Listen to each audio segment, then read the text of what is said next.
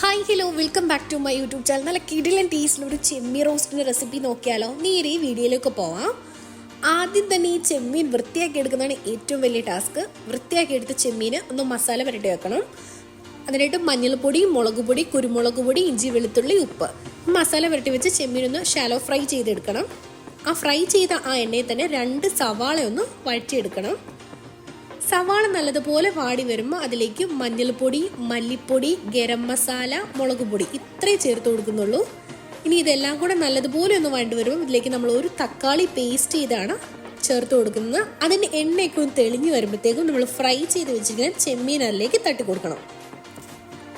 ഇനി ആ ചെമ്മീനും ഗ്രേവി എല്ലാം കൂടെ നല്ലതുപോലെ ഒന്ന് മിക്സ് ചെയ്ത് മൂടി വെച്ച് കൊടുക്കാം.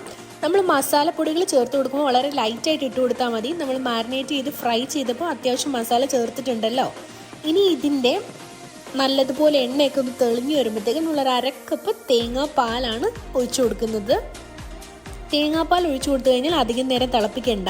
ഒരു ഫസ്റ്റ് തിള വരുമ്പോൾ തന്നെ നമുക്ക് സ്റ്റൗ ഓഫ് ചെയ്യാം.